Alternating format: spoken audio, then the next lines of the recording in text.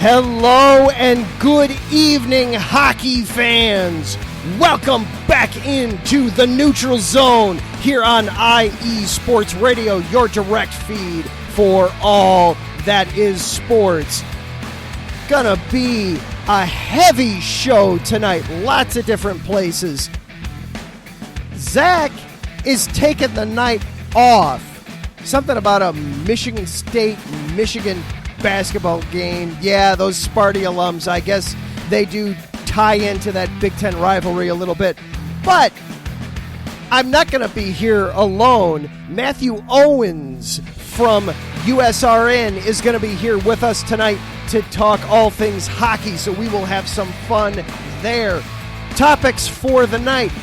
The NHL had yet another outdoor game this weekend. The Lightning and the Predators went at it out in Nashville. We will talk about that game, but also, are there too many outdoor games in the NHL? Can there be such a thing? We will discuss that. And of course, as you all know,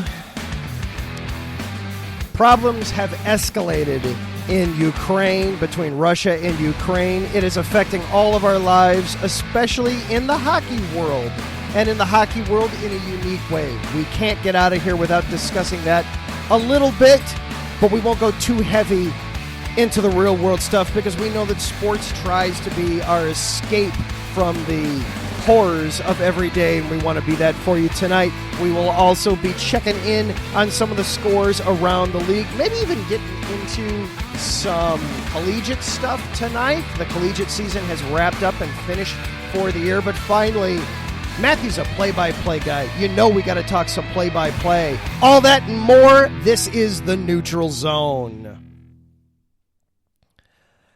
And hello and good evening once again. Welcome on into the Neutral Zone. I am your host, Adam Karnick. Thank you so much for being with us here tonight. As you may have caught in the open, Zach Populus is got the night off tonight, but never fear, I'm not here alone. Matthew Owens is going to be joining us in just a second over from USRN to step in and talk some hockey with us tonight. Lots going on the show, but before we get into all that, of course, we cannot forget our sponsors here at IE Sports Radio, starting, of course, with the Southern California Warriors.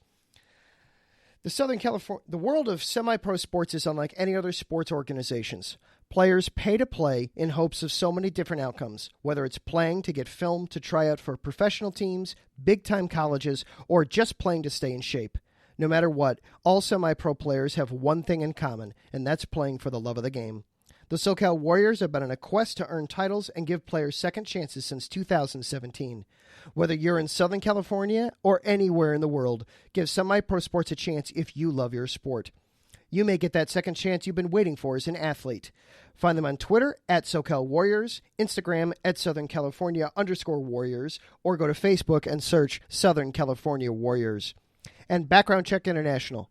Businesses, are you looking to background check a new hire on? Let Kit Fremen take care of that for you.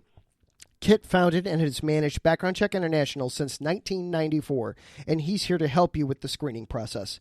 Contact Kit and let him help make the hiring process that much easier. This business is used for professional background checks and not for the use of any crimes such as identity theft or any other illegal activity. Go to their website, bcint.com, or find them on Facebook by searching Background Check International-BCI. And IE Sports Radio is available on all the major social platforms, whether it's Twitter, Instagram, or Facebook. You find us by just searching IE Sports Radio. And for the last 7.5 years, nearly 8 now, IE Sports Radio has been bringing you amazing content ranging from interviewing legendary athletes to building tailor-made shows dedicated to all major sports cities around the country. All the while, we've continued to be by the fans, for the fans. And with your help, we are ready to take the next step. When you go to our website, iesportsradio.com, you'll see our Patreon link with 5 different tiers, the first one starting at just $5 a month. This donation gets you shout-outs on all 32 of our shows. Higher tiers include IE Sports Radio merchandise, access to our podcasting university, and even a chance to be featured on a segment of our flagship show, The Defining Moment. Thank you all very, very much for continuing to make IE Sports Radio your direct feed for all that is sports. And also, while you're there at the website, of course, you can check out information about all of our shows and our hosts as well, and also read about our different fans of the month, like at Spuds Chat. He's a Los Angeles Rams fan living in San Diego. He's probably still over the moon with the Rams winning the Super Bowl. So all kinds of great content for you there at our website, iesportsradio.com. And then, of course, this show is available for you on Twitter at IESR Neutral Zone. I am at Adam_Karnick. Zach is usually here at The Pupilus. But tonight, we've got Matthew Owens here with us. You can follow him on Twitter at Matthew Owens PXP on Twitter. Matthew, welcome to the show. I'm sure everyone is let down massively that I am the guest. Not at all. Big shoes to fill, of course, but I am so happy to be here. In case anyone does not know me, very sarcastic, very self-deprecating. We'll keep that theme going tonight, I'm sure. Glad to be here. Glad that you have allowed me to jump in here. This is going to be a lot of fun. You are going to fit in perfectly with that kind of attitude. Zach and I, we bounce off each other a little bit while we're doing the show. So, Matthew, real quick, give us a little bit of your hockey background. Which team is your favorite? Give us a little bit of your hockey background here. So I'll try to keep this short. It's a minor miracle that I'm a sports fan in general. Because I have nobody in my family that is into any kind of sport. So I don't know how I got to be a sports person the way I am. But I was pretty late getting into most sports. I was the latest getting into soccer and hockey. And obviously, living in the state of North Carolina, hockey has never been the hugest thing in the world. Hurricanes won the Stanley Cup in 2006. I was not paying attention to any sport other than racing in 2006.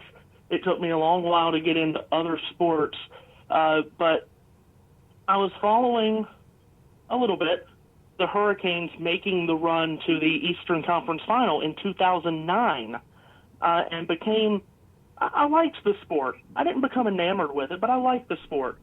And then I guess little by little, year after that, got more and more into it, and now I'm just about obsessed with it. It's truly like the cliche, I got bitten by it. I truly have. I am all in.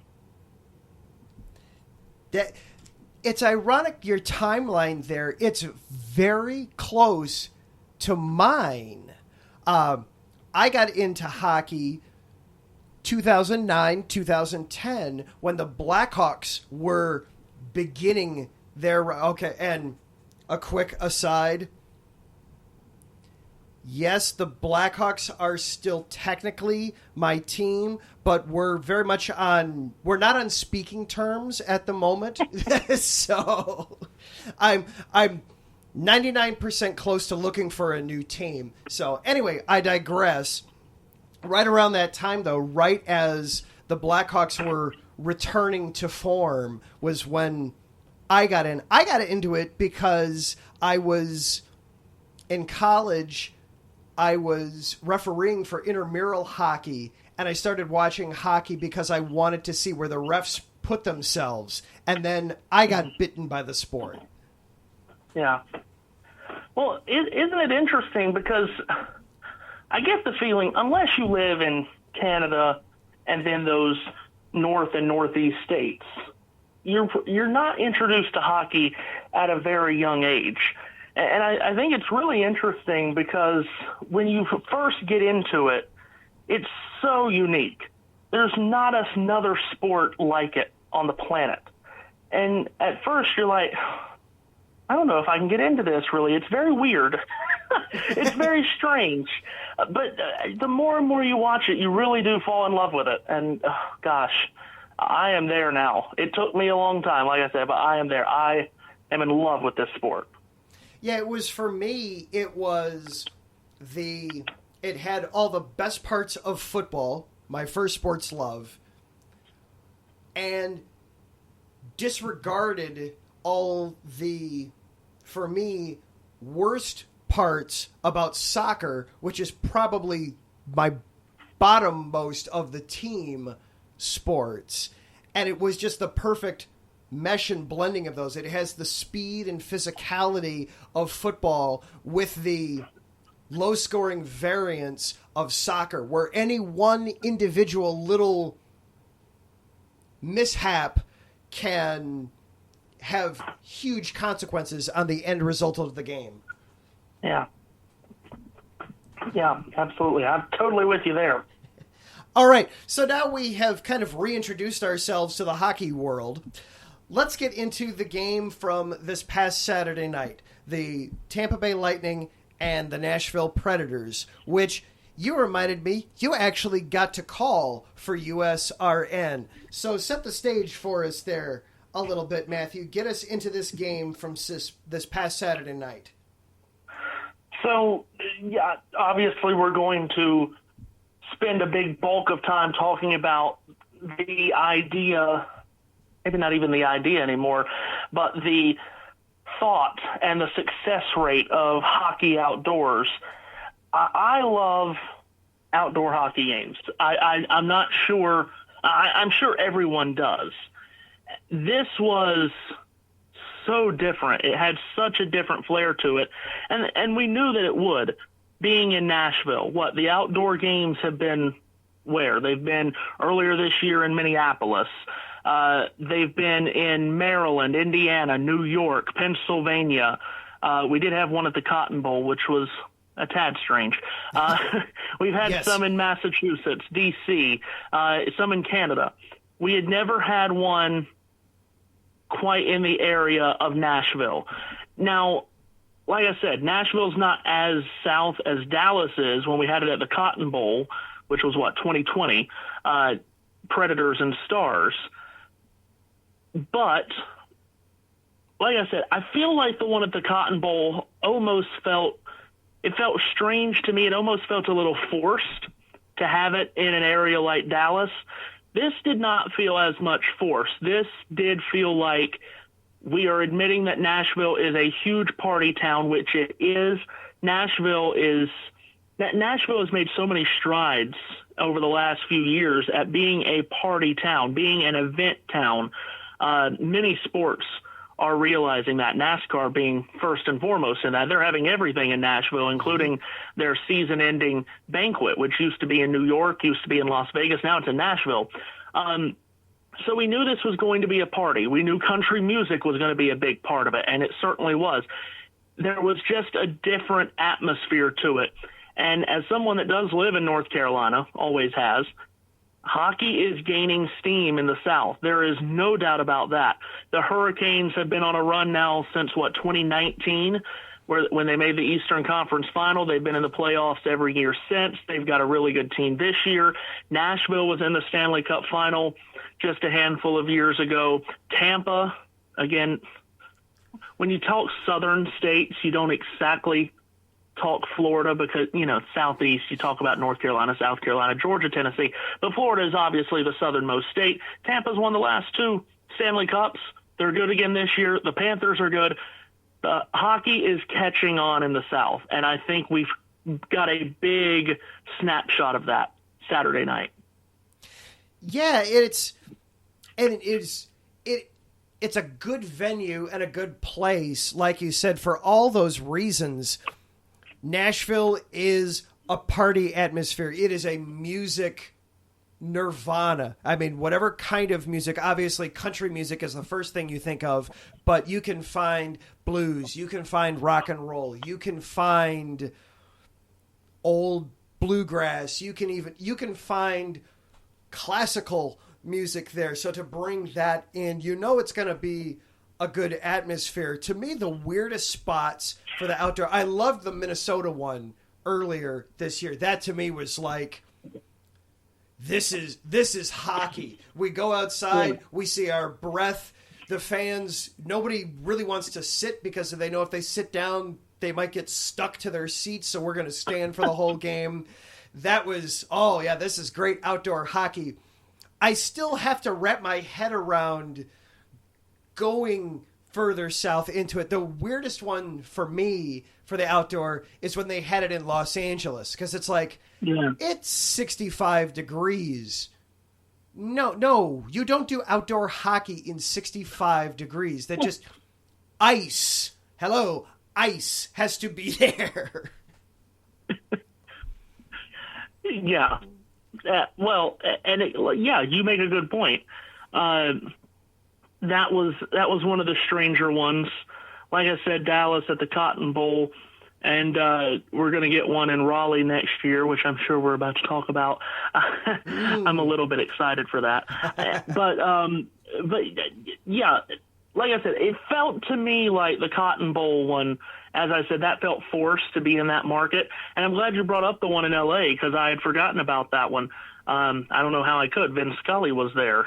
Vin Scully was there to promote a hockey game. How fantastic was that? If only they could have gotten him to call it. Yeah, no kidding. But again, that kind of felt forced to be in a market. Dallas, LA, we know how big those markets are. Those two did feel forced. I didn't feel that way with Nashville. Now, when we look back at the Nashville outdoor game 2, 5, 10 years from now, who knows how we'll look at it, but it really didn't feel forced because it felt natural. Yeah, it didn't feel out of place. And obviously, fans go for it. You know, they talked about after the game, Matt Duchene talked about, you know, usually they have 17,000 people at a Predators game. They're in their home arena, unless they're hosting the Blackhawks, in which case they only have 10 because they don't let the Blackhawks fans in. I'm not bitter about that at all, by the way. I may not be on the best speaking terms of the Blackhawks, but I still will get my jabs into the Predators where I can for that nonsense. We're going to turn away paying fans just because they happen to be wearing the wrong team's colors. My money's green. Your money's green. Let's make this happen. You don't want me there? Then get your own fans to buy the tickets. Oh, look at you. It was pettiness at the utmost degree. Real world stuff, we're going to get into a little bit of real world stuff later. I will be as calm and collected and serious as you want. Silly stuff like sports, oh man, we can get wild and crazy because it doesn't mean anything in the end. But, you know, to get back to the point, now that I've completely derailed everything, I'm good at that at this show. It's the darndest thing. When I do Chicago on Monday nights, straight as an arrow, the train stays on the tracks the whole way. I do hockey, oh man, we get off the rails like that. It's amazing. Anyway, you know, normally they have 17,000 in their building. They had almost 69,000 people there to watch the hockey game on Saturday night. It was 68-619. You can't touch that in an indoor setting if you're the NHL. So they're obviously going to keep doing this. Oh, absolutely. They're gonna keep doing it, and they should. You think this is probably a good time to get into, are they doing it too much? Yep, exactly. Yeah. That's where we're headed. Yeah. Well, yeah, because it's a valid point. So I looked it up here. Excluding the outdoor exhibition games that we had 2 exhibition outdoor games in the 50s and then one in 91. Excluding those, we will have had 35 outdoor games when the Heritage Classic is played this year between Toronto and Buffalo, which is, 12 days away. So when that game gets completed, that will have been 35 outdoor games since the first Heritage Classic in November of 2003.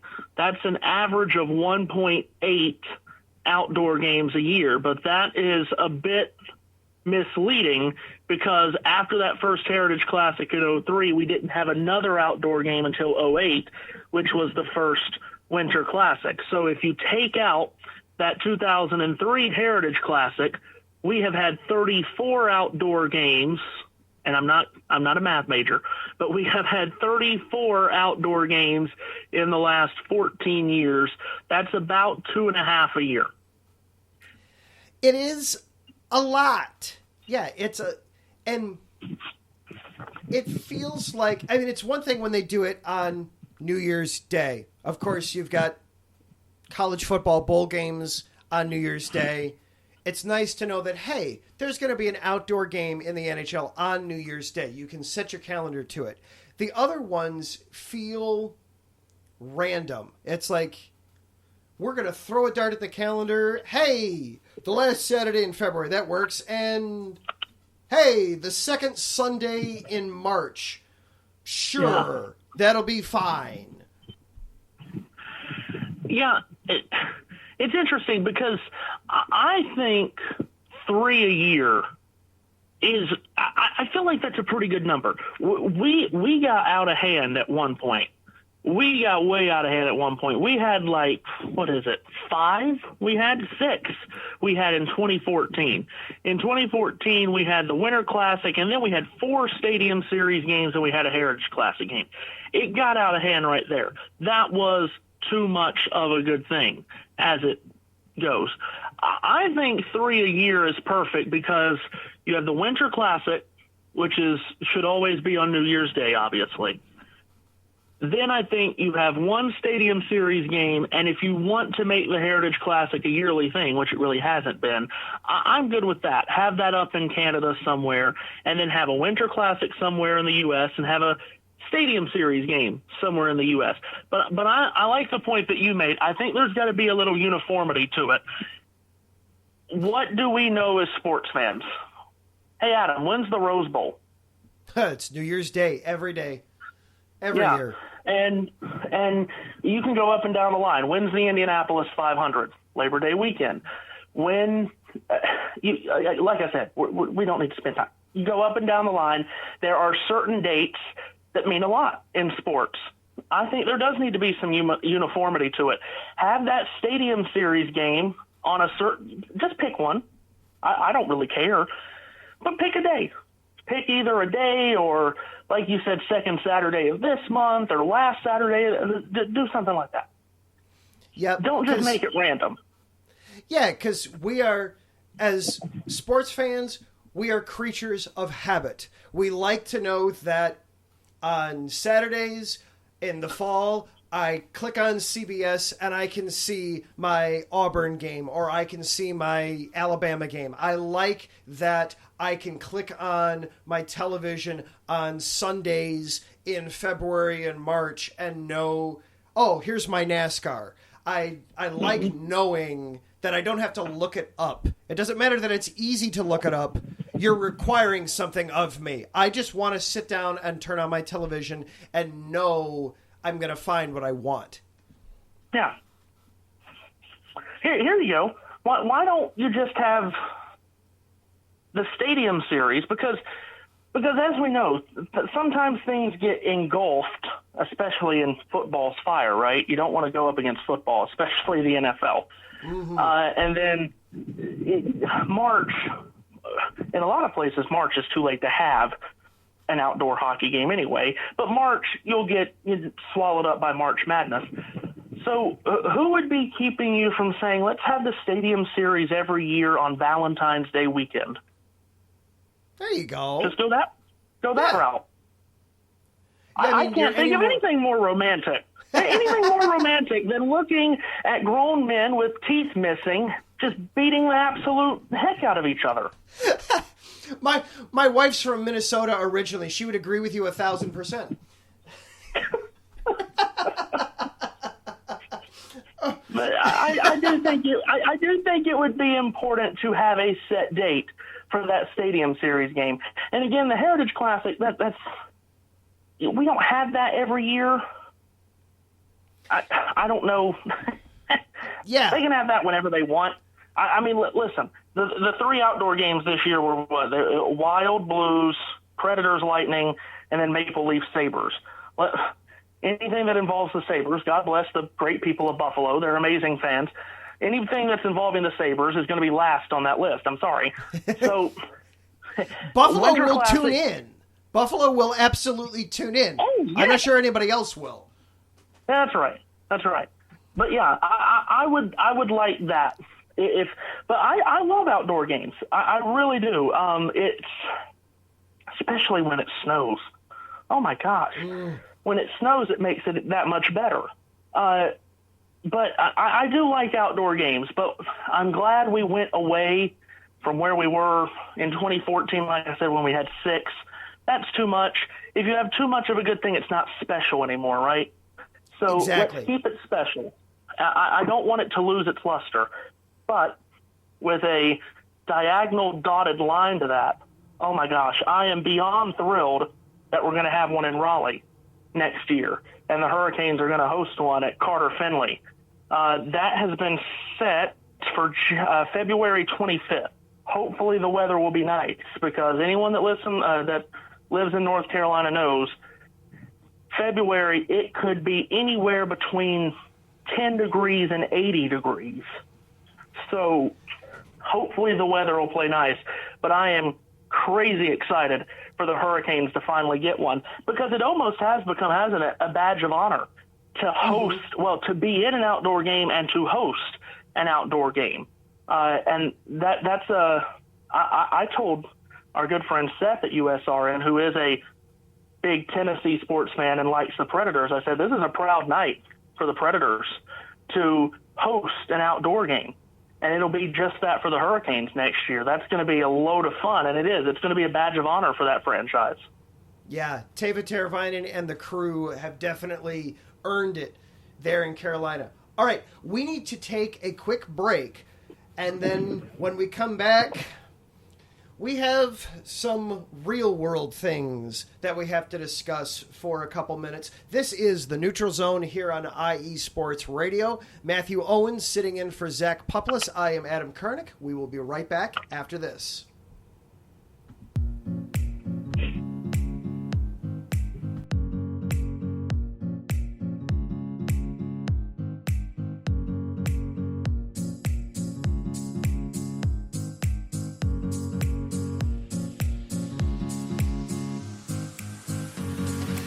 Hey there, sports fans. Are you looking for a sports show that maybe isn't 100% about sports? Then you might want to check out the Sports Couple Perspectives right here on IE Sports Radio, your direct feed for all that is sports. Most sports shows cover only scores and stats, and while we're not opposed to that, we dig a little deeper into sports issues and some of the hottest topics in athletics. In addition to sports, we take a journey through my neck of the woods, pop culture, with movie reviews of both sports and non-sports films. Speaking of pop culture, make sure to participate in our game nights, where we quiz each other on our specialties, and you, the listeners, can win IE Sports Radio apparel. We always have a great time learning more about each other's worlds, one show at a time. So join us each week on the Sports Couple Perspectives, right here on IE Sports Radio, your direct feed for all that is sports.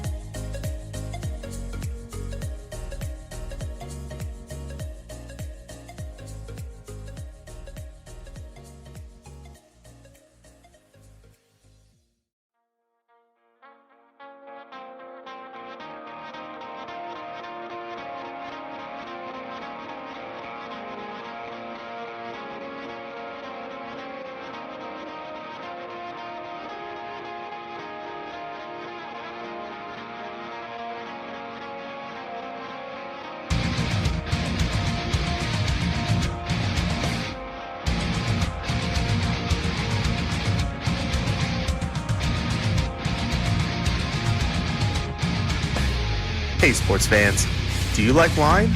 Well, we've got the show for you.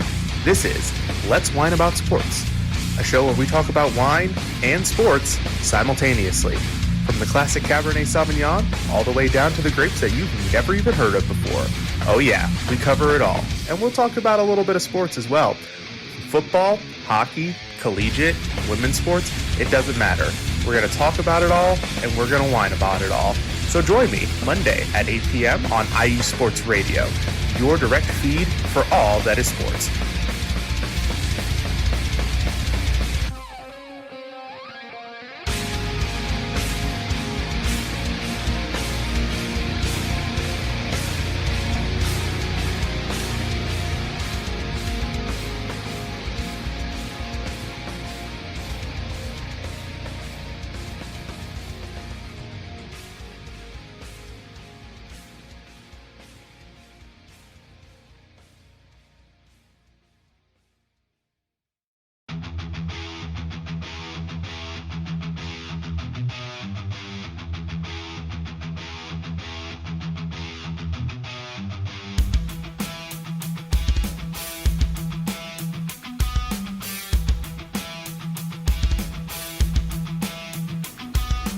What is going on, everybody? This is Ben Metello, the host of the Yinza Report, right here on IE Sports Radio. I'm bringing you the latest in the Steel City, the City of Champions, from the Steelers, the Penguins, the Pirates, as well as the college game with both Penn State and Pitt. You could join me every Tuesday afternoon at 1 o'clock Eastern Standard Time, right here on IE Sports Radio, where I'll be talking about everything from the Steel City, the City of Champions, right here on IE Sports Radio, your direct feed for all that is sports.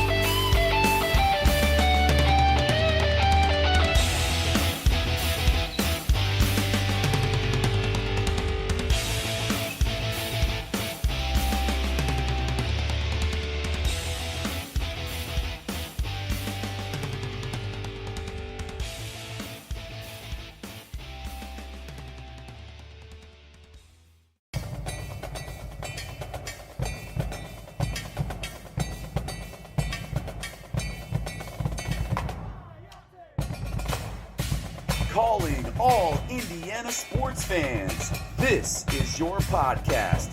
Welcome to High Octane Entertainment on IE Sports Radio. Join me, Justin Lahr, as your host on Saturday mornings at 10 a.m. Eastern, 7 a.m. Pacific, to hear all the latest and greatest sports updates on everything from college to the pros in the great Hoosier State. No matter what, it's guaranteed to be high-octane entertainment.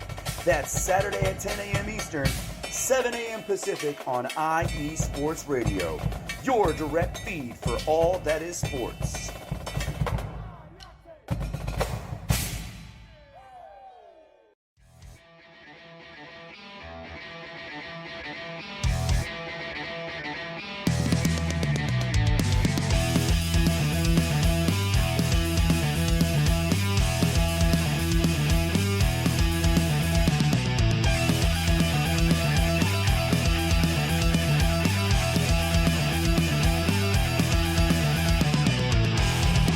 It's IE Sports Radio.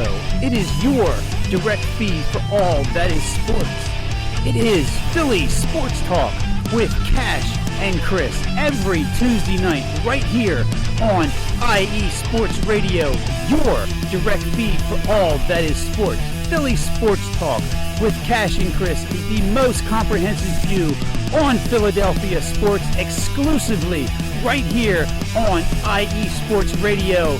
You know what it is, your direct feed for all that is sports. Tuesday night, IE Sports Radio, Philly Sports Talk with Cash and Chris.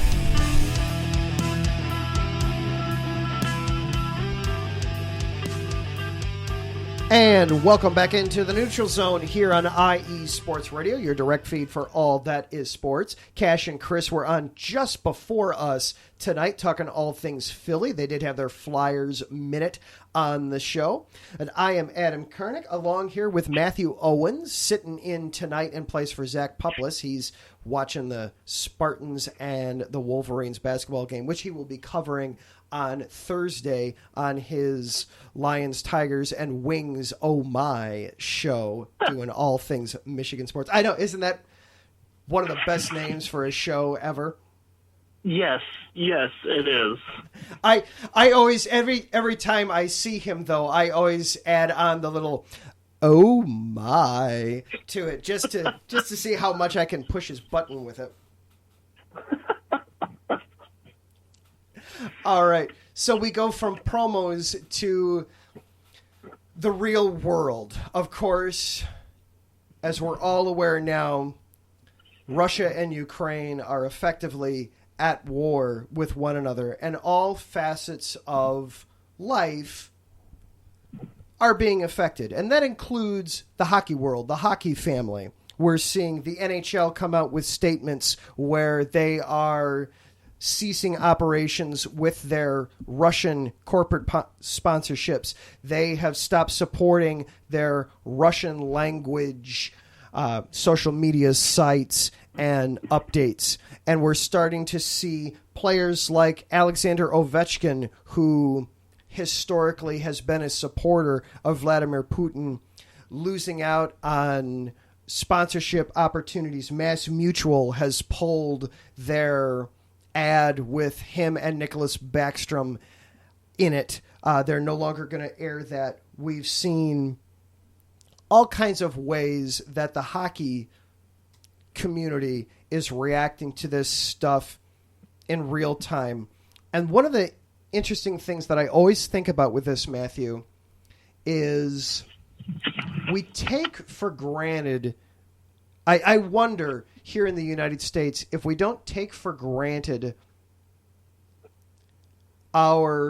just how broad our freedom of speech is. We know that there are things like cancel culture, and if you say the wrong things, you can get in trouble at your job or get in trouble with your friends or get in trouble on social media, those kinds of things. But it's a totally different world over in Russia, where if you say the wrong things to the wrong people, something could happen to you, and suddenly Adam Karnik? I've never heard of Adam Karnik. What happened to him? Oh, I don't know. No, there's no Adam Karnik here. And you're not there anymore. We're seeing more Russian players feeling free to speak out. Guys like Artemi Panarin speak out, or Nikita Zadorov posting on Instagram about no war. But I wonder if there aren't guys that are still afraid to say things because they have friends and family and loved ones back home. Yeah, it obviously is a very sad situation to begin with, and sad is an enormous understatement. That's first and foremost. But to the point that you made to start, it is currently being categorized as a journalistic crime in Russia to call the invasion of Ukraine, quote unquote, war. To call the invasion WAR is a journalistic crime right now in Russia. So, yeah, to your point, very difficult situation right now for Russian-born people, no matter if they're in Russia or where they're at, to speak out against the president of that country, against Vladimir Putin. Now, many people do not care the risk that they are taking. You mentioned Artemi Panarin. We have seen the picture on social media that came across last week and into the weekend about all the people in Russia standing locked arms and protesting against the invasion and what might come of them, more than likely at the very least, them being arrested for that. But it's a very difficult time for them to speak out against Vladimir Putin, but a lot still are. Now, as far as this impacting the NHL, Well, you can mention what Dominic Hasek said, and I mean that was he believes that a very dramatic shift should happen. Yeah, for those that didn't see it on Twitter, Dominic Hasek, prolific NHL goalie, came out and had several colorful adjectives to describe Ovechkin. I have a 3-year-old at home, so I don't use words like that because I know if she hears them, I will hear them forever. You can go read them and you can guess how many letters a lot of them use. He also proposed that the NHL should immediately suspend all Russian players. And I don't really see what that accomplishes if I'm the NHL. Obviously, you can take it too far. And Emily Kaplan did a great piece earlier today on ESPN where there are Russian-born players who are getting harassed, are getting threatened, fear for their own safety. We see social media posts of people reminding others that, look, just because this bakery in the downtown Chicago or in New York or wherever may be a Russian proprietor, they didn't invade Ukraine. They're not to blame here. That's the same with these Russian players. They're not the ones actively invading Ukraine. They're not the ones taking military action. I don't see what would be gained by the NHL suspending its Russian-born players other than diluting your own product and making your own product harder to watch because you take some great players out of the pool. Guys like Zadorov, guys like Panarin, guys like Ovechkin. So you do kind of have to, you can't go off the deep end the other way too. You have to, it's a very fine line and a tightrope to walk. And it's great to see that more Russian players are feeling free to speak out and speak their minds. That's great.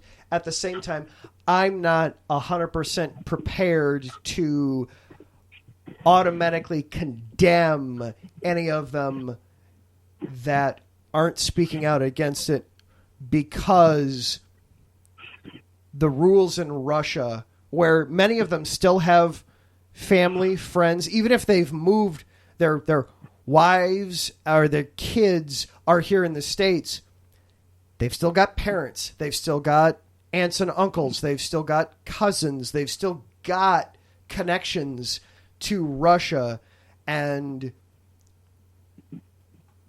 there's always that possibility that they could be putting their families' lives at risk by saying the wrong thing. So I'm not willing to automatically condemn somebody just because they're not saying Russia is wrong here.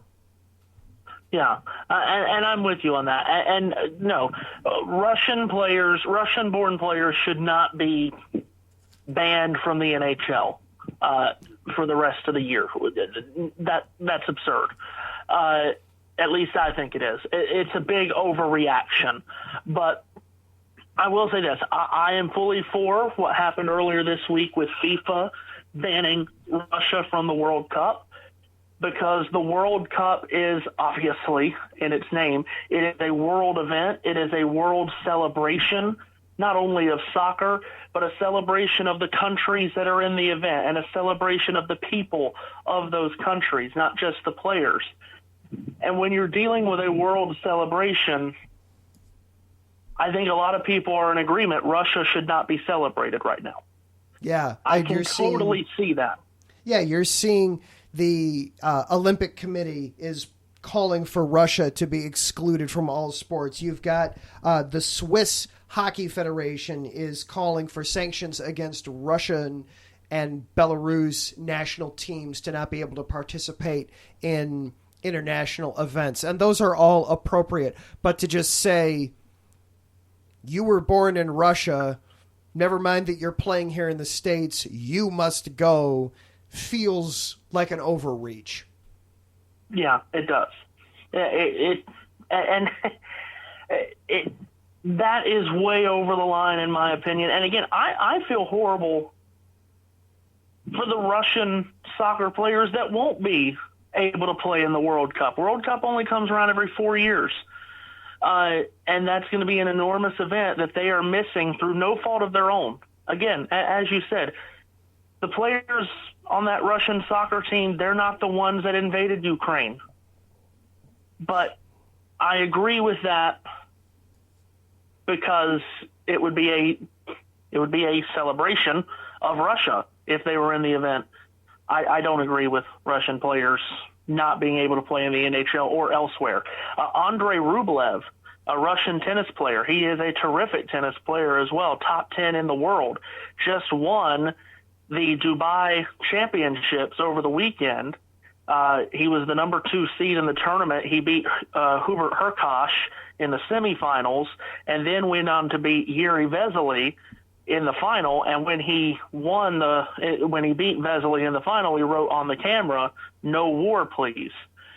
That, to me, I think, is an opportunity for a Russian athlete, if they choose to do so, to speak their opinions and to try to be peacemakers. And if they want to do that, more power to them. If they feel the freedom to do that, more power to them. Yeah, absolutely. Absolutely. All right, from world events to...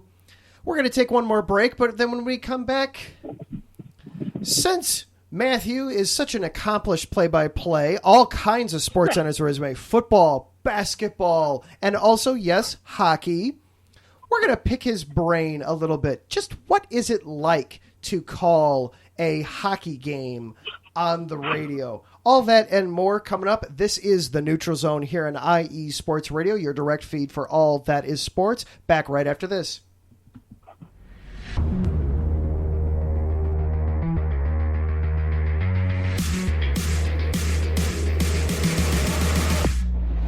Are you a Minnesota sports fan? If you are, you should join me, AJ, on my Thursday night podcast called Frozen Takes with AJ on IU Sports Radio. I talk about all things Minnesota sports, from the Vikings to Lynx basketball. Every week I talk about the good and the bad of sports in the land of the Frozen Lakes. Join me Thursday nights at 8 p.m. Central Standard Time for your Minnesota sports show on IU Sports Radio, your direct feed for all that is sports.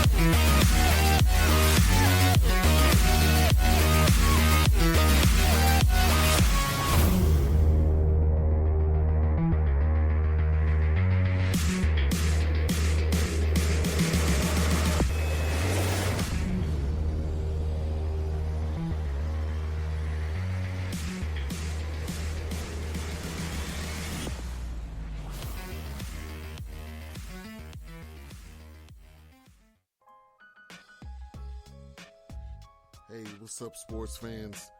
You're looking for a different type of sports talk show, something you haven't heard before? You got to check out the BS3 Sports Show every other Saturday on 2 Live Stews Radio, 1 p.m. Central Time, 2 p.m. Eastern. Sports talk at its finest. Always have great guests, playing some good hip-hop. You don't want to miss it. Make sure to tune in to the BS3 Sports Show every other Saturday at 1 p.m. Central Time, 2 p.m. Eastern.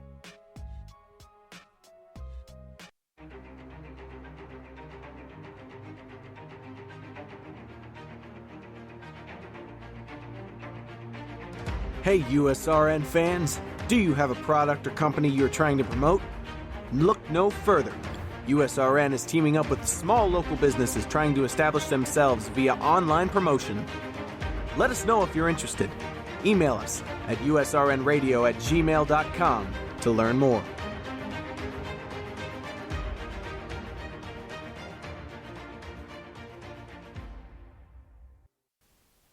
Attention, all sports fans! If you're someone who wakes up each morning with a list of sporting events to go along with your to-do list for the day, then you just might be a diehard.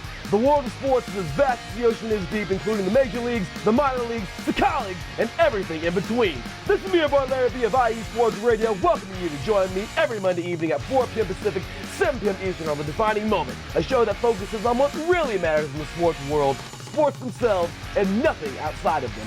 Once again, tune in for The Defining Moment with me, your boy Larry B, every Monday evening at 4 p.m. Pacific, 7 p.m. Eastern on IE Sports Radio, right here on Spreaker.com. We'll see you there.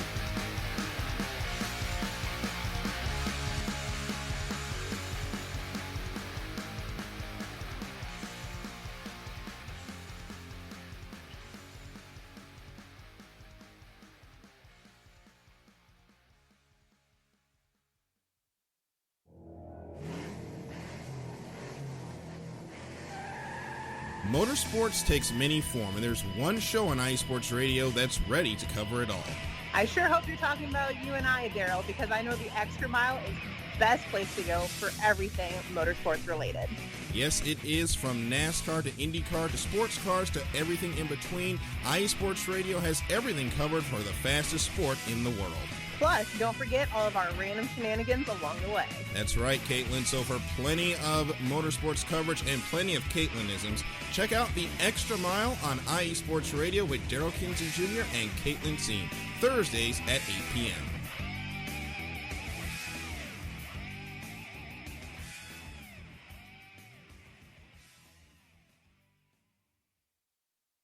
Eric Holla traps the puck on the far wall, send it back to Riley. Now back to Holla out of the far circle. Riley between the circles, across for a shot. Score! Taylor Hall! 1-0. Boston gets the opener.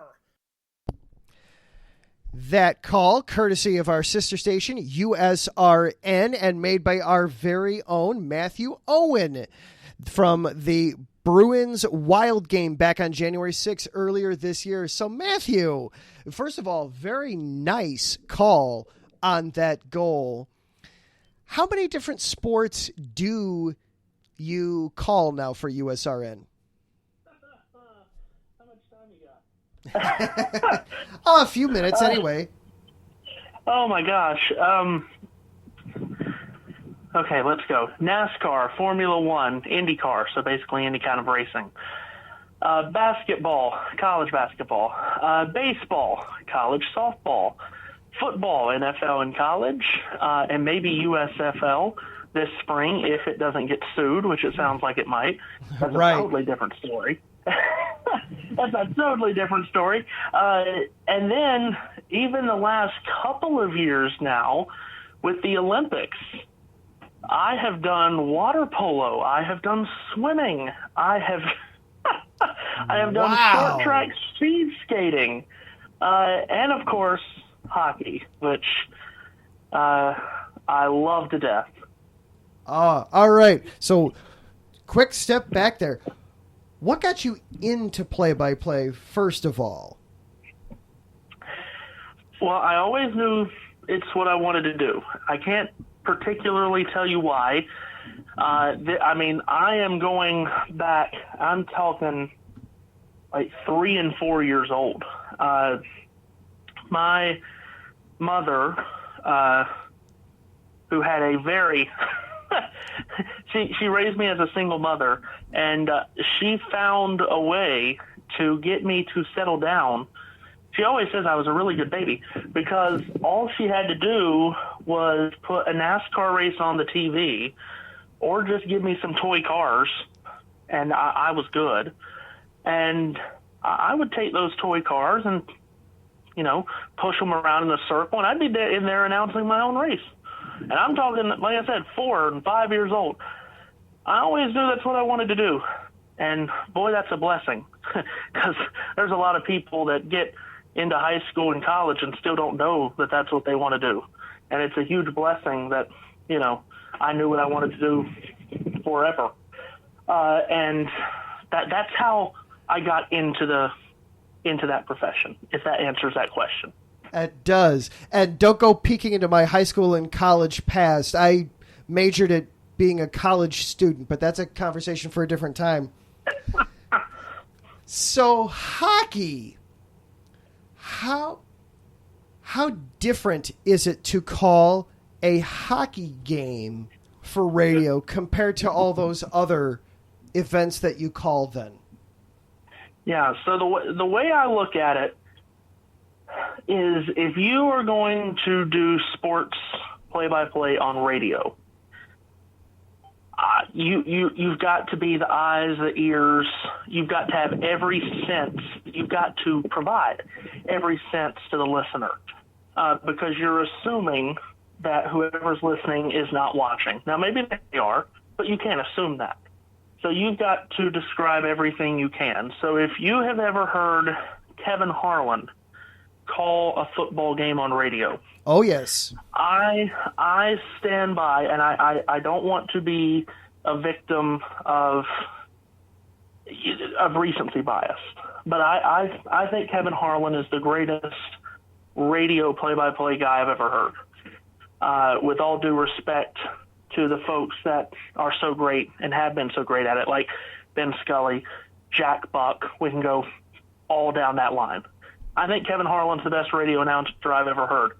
And when I'm on radio, I want to be just like Kevin Harlan, to be completely honest, because the guy's so descriptive and it's amazing to listen to him. So I've attempted to, I guess, mirror myself. I don't know if that's the right term after him when doing radio. And you've done a football game with me. That creates an opportunity to be very descriptive. So does basketball on radio. But now hockey is something totally different. I always used to tell people, and I still do, the people I respect the most in this business is the people that can do hockey at a high level, whether it's TV or radio, because I myself believe hockey is the most difficult sport to call, like I said, on either TV or radio, because there's a million things happening in a single shift, right? You know that. A shift on the ice, a million things happen, and that goes on and on and on and on.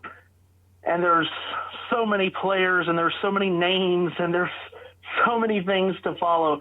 And you can ask people that were closest to me and that are closest to me. When we're running this network, USRN, I was scared to death to dip my toes into the hockey water. I always wanted to, but I was scared to death to do it because I thought I would be just horrible at it. And I was. I was. The first game that I did, it was a Hurricanes and Blues game in the regular season of 2019, which is very interesting because the Blues went on to win the Stanley Cup and the Hurricanes went on to be in the Eastern Conference Final. Oh, my gosh, I was horrible. And then I did some Hurricane playoff games. Remember the series against the Capitals that went 7, then the series against the Islanders. I did those games, and I could feel myself getting more comfortable with it. I didn't think I was good, but I could feel myself being more comfortable. And then 2020 comes along. We go into the bubble. I didn't feel overly. I felt like I had taken a step back in hockey that year, and then the start of the 2021 season. It was the first time that we at the network had a hockey season from start to finish. It's the first time we had the Stanley Cup final on the network, and it was the first time that I spread my wings more off of just doing Hurricanes games. And that was a lot of fun. It's so difficult. It's so challenging, but that's what makes it so much fun. And whenever you need me to shut up, tell me. Oh, no, you're doing great. It's fantastic. Because let me tell you, and we talked about this before we went on. See, I love talking about sports because we can talk about sports stats and we can talk about history of sports. I cannot talk X's and O's about sports because the only sport I ever played at any great length was tennis, and I was horrible at that. I can talk X's and O's of broadcasting, The problem is nobody ever wants to. Yeah. So I love talking, getting in the weeds of broadcasting. But hockey is just so unique. It's so different. And the reason I love it so much is because it is challenging. And I know I mentioned Kevin Harlan, who, of course, does not do hockey, which is a disaster. We need him to. Could you imagine that? That would be glorious.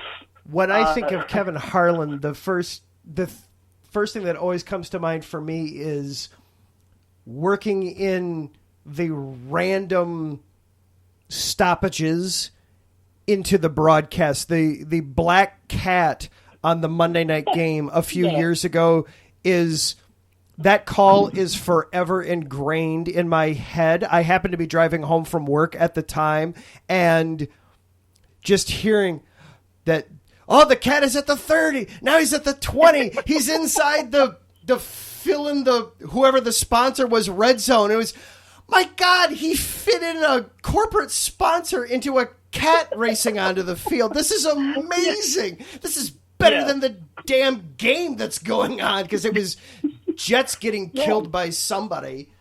Yes.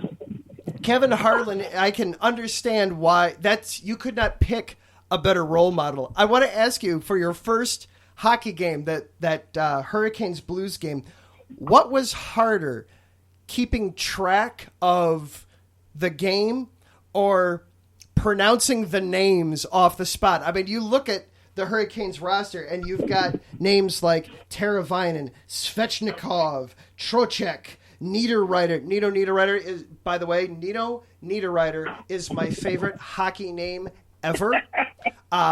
If I were to be blessed with a child that would play hockey, I would change their name to Nino Niederreiter. So, honestly, everything was coming at me at 1,000,000 miles an hour in that game. I couldn't tell you a lot of what happened in that game because I was scared to death of what was coming out of my mouth, if we're being completely honest. As I do more and more of these,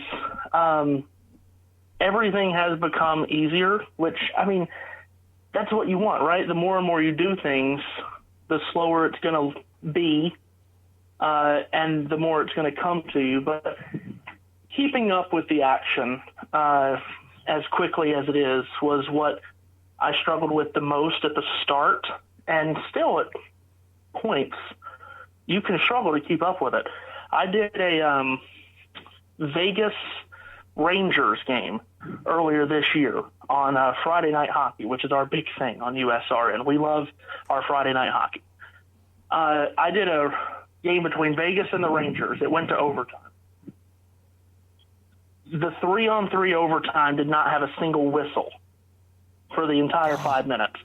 And it was this way, that way, this way, that way, shot here, amazing save, shot, super save, crazy block. That was the wildest overtime I've ever done. And it was ridiculous how amazing it was. Now, there are still some names that'll trip you up. I've done Florida a few times this year. And the one that I'm still working on not tripping over myself is Etu Luosterainen. That one Gesundheit can trip you up. Etu Luosterainen can trip you up. No doubt. And there's maybe a few more, too, in there. Luosterainen's just one that came off the top of my head. But, yeah, keeping up with the action is probably the most difficult part of it. But I love the challenge of it. That's what's so much fun about it.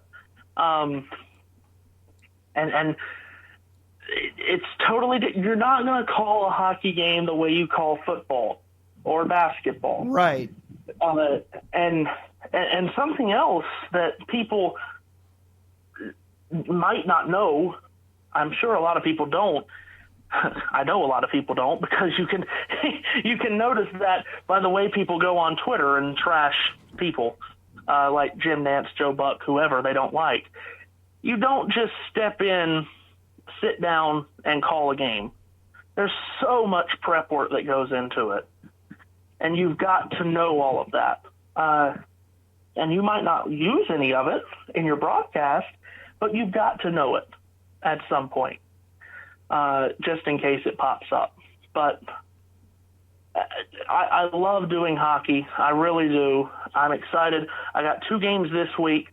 It's my last 2 games before our network goes into our March Madness break where we do nothing but basketball.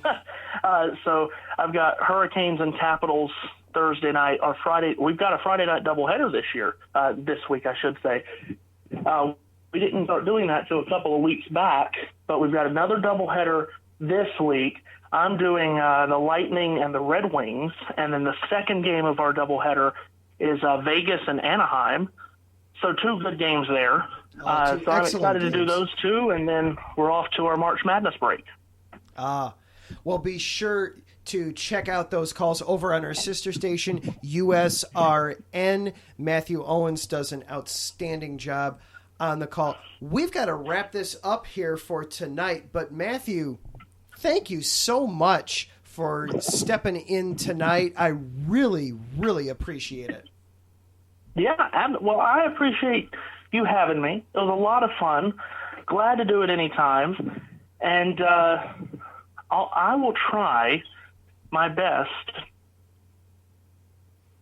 to juju when I'm doing Blackhawk games, because I've done plenty of them this year, and they haven't turned out well for your team, I'm afraid. I think I've only done 1 game where they've won. Yeah, well, so I'll try to do better for you. Putting all the off-ice stuff aside, they're just bad at hockey this year. I feel so badly for Marc-Andre Fleury. I yearn for his sanity the day that they trade him and he can go get another cup like he deserves. He doesn't deserve this year. No arguments from this corner. All right. That is going to do it for our show here tonight. We sound the horn and we make our way to the exits. A huge thank you once again to Matthew Owens for stepping in tonight, in for Zach Populus, who is off tonight. A thank you again to our sponsors, the Southern California Warriors semi-pro football team and to Background Check International. Thank you to both of those for continuing to sponsor not just this show, but every show here on the network. Be sure to check out iesportsradio.com, and please, if you are at all able, support us on Patreon, just like at MLOS Great and at Bay Area Raised do. Thank you to Larry B for everything that he does here at IE Sports Radio, keeping us all up and running and moving in the same direction. Thank you to Taryn for hanging out with us a little bit in the chat room tonight. Really do appreciate that. We are it for IE Sports Radio tonight. Nobody coming on after us, but tomorrow be sure to catch Pierre and Harrison on the show that never sleeps, and Marcus Los Great with getting you caught up in all things combat sports, and also Titletown Sports, Beantown Brandon. He'll be catching up on all things Boston Bruins as well. They put up a touchdown the other night against the Los Angeles Kings. I'm sure he'll be excited about that. Next week, Zach will be back. We will have our usual brand of silliness, getting ready for the Frozen Four tournament, getting ready to start here in just a few weeks. We'll dive into some of the college ranks. Zach will be on Thursday with Lions, Tigers, and Wings. Oh my. Michigan lost to Notre Dame over the weekend, got swept on both Friday and Saturday to the Golden Domers. I'm sure he will have some recap and wrap up from that there. For Zach, for Matthew, I am Adam. Thank you so much for hanging out here with us tonight, whether it was live on Spreaker or later on in the week as a podcast. We really do appreciate your support and your being here. See you next week. In the meantime, stay out of the penny box. Don't get checked into the boards. We'll see you then. Have a good night.